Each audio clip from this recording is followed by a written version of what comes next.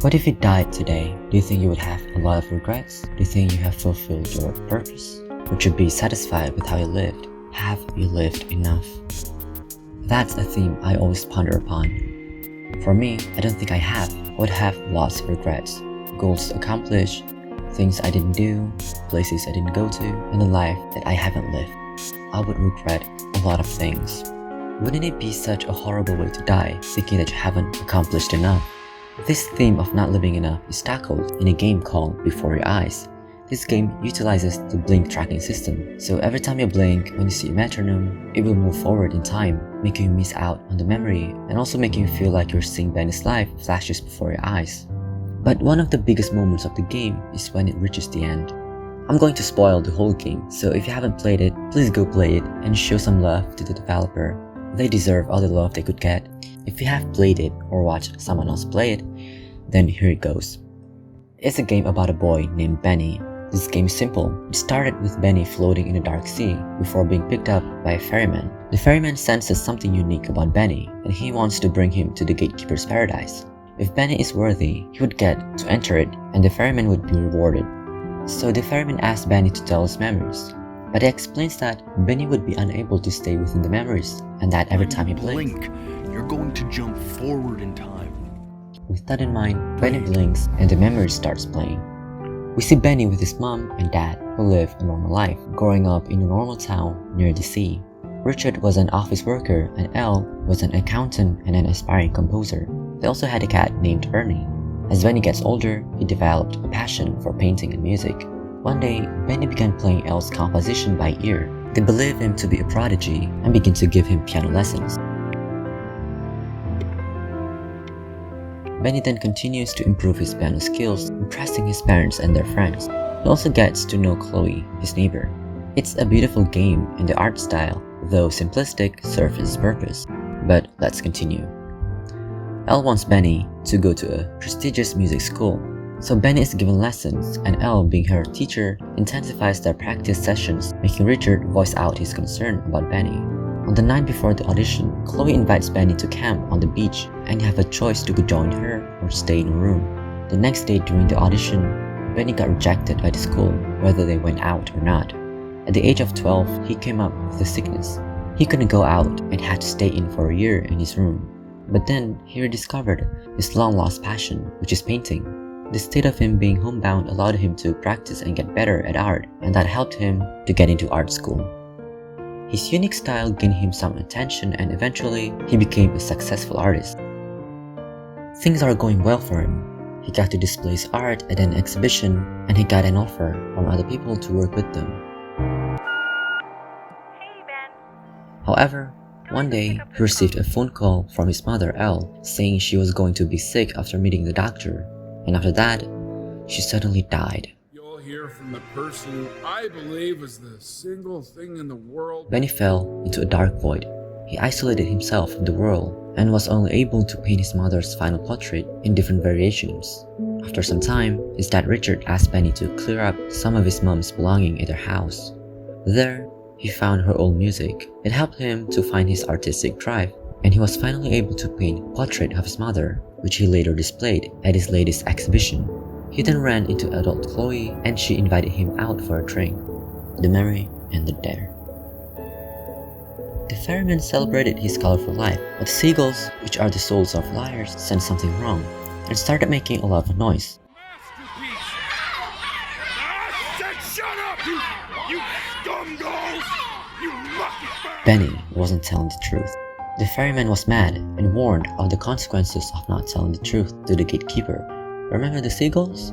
They are the souls of liars. So Benny returned back to his memories, and now the truth is revealed.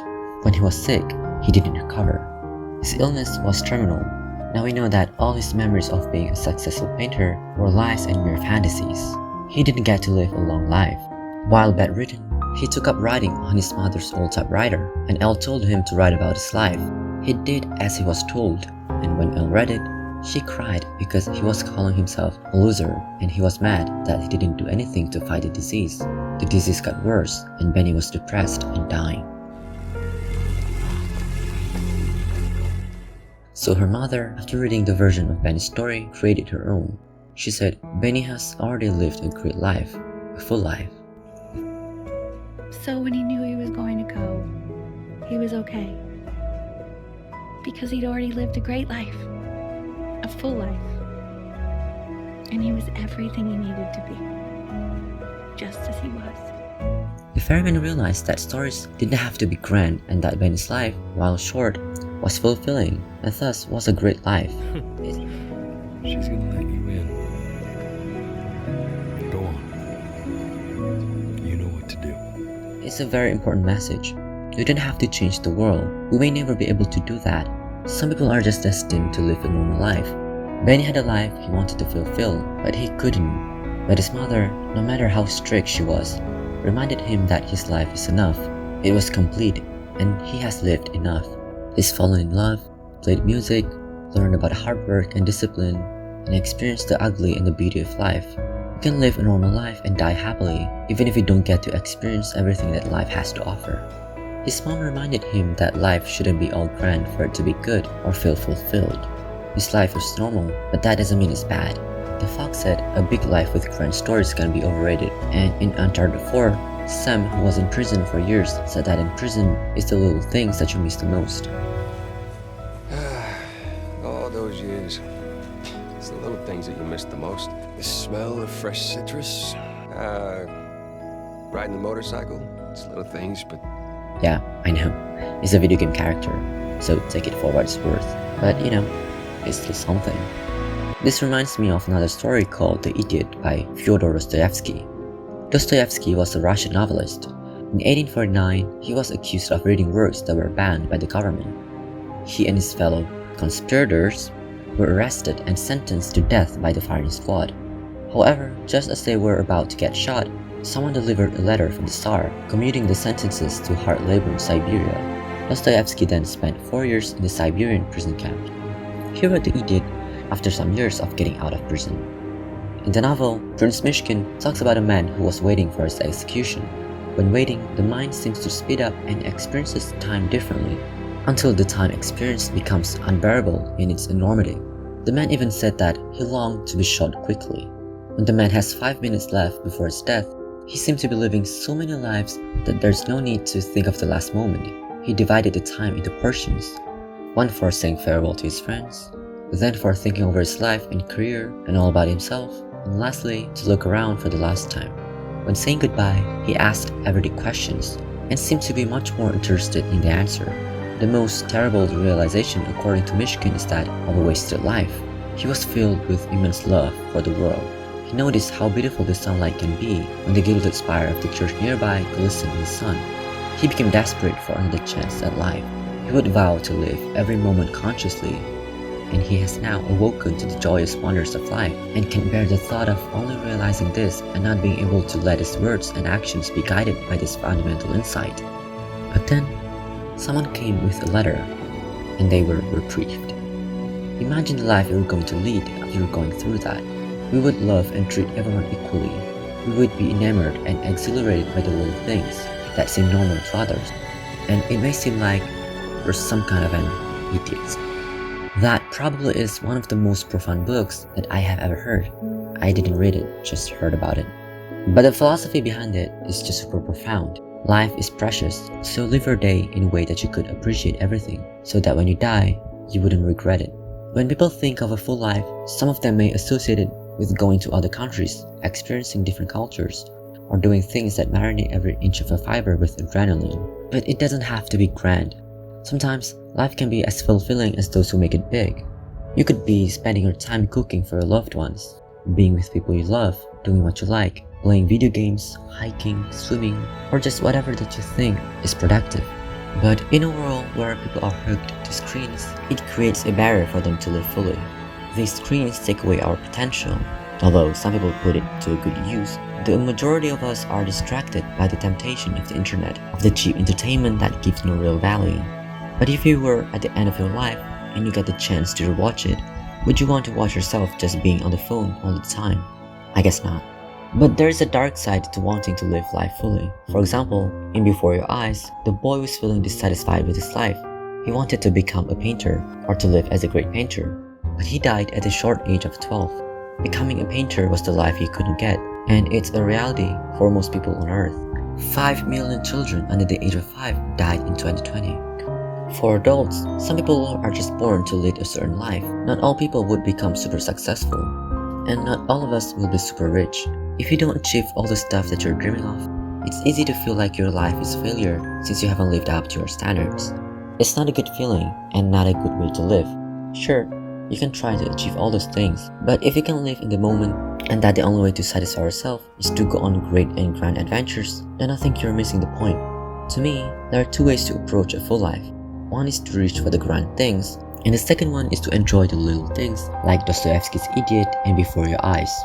Let's talk about one of my favorite games, Night in the Woods. To me, the game is about the little things. The main character, May, is not the most popular person. She was struggling with depersonalization, and other characters in the game deal with a lot of heavy stuff. But somehow, to me, their life is realistic, and they do really simple things. They go to the grocery store, eat pizzas and donuts, play in a band, eat pretzels, and go to parties and just other everyday things. If I get to live that life, I think I would say I had lived a good life, even if there was no grand adventure. I mean, they do include quotes. But if we ignore that, I would probably be satisfied with it. I think one of the main reasons would be friends. May has friends. She has people that got her back.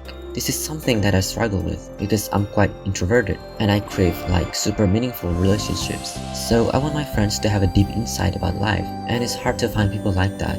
In the game, May has Angus that cooks, Germ that plays games, Bee that has given up her education to care for her dad, and Greg who just lives or do crimes, I guess. But isn't that what makes life worth living? Sure, there are other things that make life worth living, like art, science, and other things. But sometimes, I just want people that get me.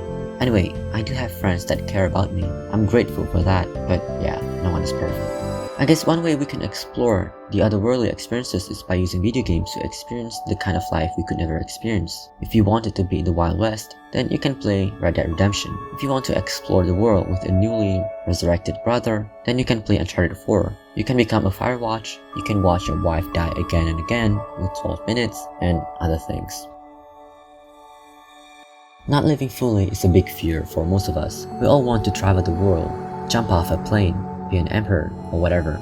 However, the freedom to choose all those available options can make things worse. The more freedom you have, the less satisfied you are with what you choose. I think that's why people aren't all that excited after reaching their 30s, because when they're young, they see a lot of potential in what they can do. They can basically do everything, but when they reach their 30s, they often already have a job, and they see the kind of life they're going to lead in the next 20 years. Depending on the situation, some people may find it comforting or downright depressing. Death is inevitable, and our time here is finite. You just don't have all the time in the world to try everything. That is why choosing the right decision and doing the things that you love is important. That's what makes the thing that you do and the life that you choose meaningful.